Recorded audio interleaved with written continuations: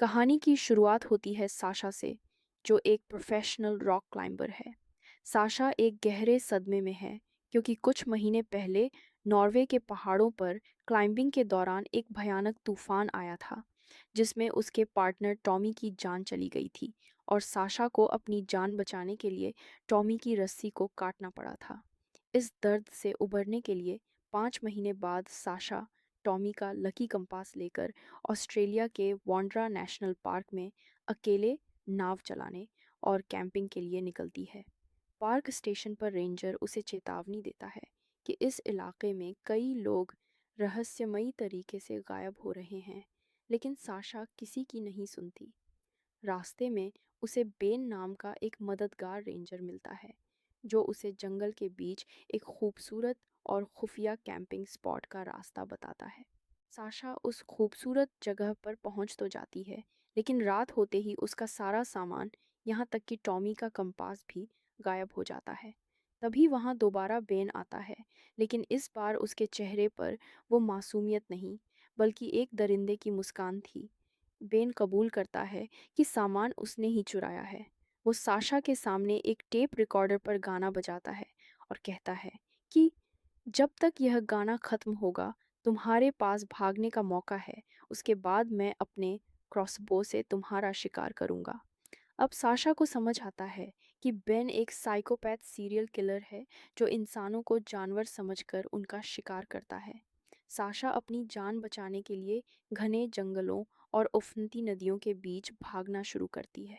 Ben Sasha को जाल में फंसाने के लिए एक बहुत ही घिनौनी चाल चलता है। वो जंगल में पहले से गायब हुए एक परिवार की आवाज़ की रिकॉर्डिंग बजाता है। साशा को लगता है कि कोई उसकी मदद के लिए वहाँ मौजूद है, लेकिन वो बेन का जाल होता है और साशा पकड़ी जाती है। बेन साशा को हथकड़ी लगाकर अपनी खुफिया गुफा में ले जाता है। वहाँ जो राज खुलता है, वो कसम से आपके होश उड़ा देगा। बेन सिर्फ एक कातिल नहीं, बल्कि एक आदमखोर है। वो अपने शिकारों को मारकर उनका मीट बनाता है और उसे बाहर दुकानों पर बेचता है। वो साशा से कहता है कि उसकी खुद की माँ उसकी पहली शिकार थी। जब बेन साशा को मारने के लिए आगे बढ़ता है, तो साशा पूरी ताकत लगाकर बेन के कान का आधा हिस्सा अपने दांतों से काट लेती है और सीधे नदी में कूद जाती है।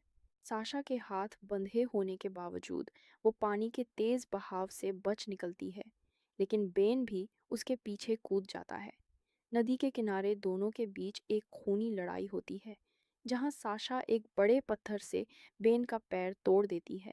अब दोनों एक ऐसी गहरी खाई में फंस चुके थे, जहां से बाहर निकलने का सिर्फ एक ही रास्ता था, सामने खड़ी एक बहुत ऊंची और सीधी चट्टान।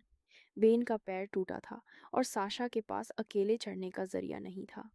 मजबूरन दोनों के बीच एक समझौता होता है।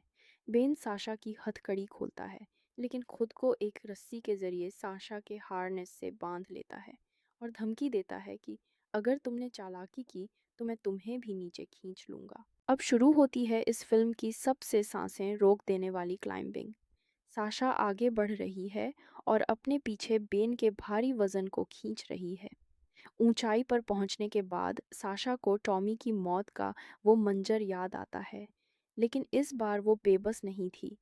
जैसे ही दोनों एक बड़ी चट्टान की ओट में आते हैं, साशा बड़ी होशियारी से खुद को उस रस्सी से अलग कर लेती है। रस्सी छूटते ही बेन चिल्लाते हुए सीधा हजारों फीट नीचे खाई में गिर जाता है और उसकी दर्दनाक मौत हो जाती है। साशा बिना किसी गियर के अपने दम पर उस खतरनाक चट्टान की चोटी तक पहुंचती है और अपने डर पर फतह पा लेती है।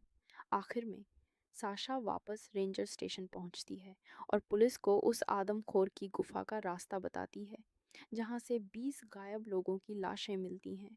साशा टॉमी के उस लकी कंपास को समंदर में फेंक देती है, जो इस बात का प्रतीक है कि उसने अपने अतीत के दर्द को हमेशा के लिए अलविदा कह दिया है और वो जिंदगी में आगे बढ़ चुकी है।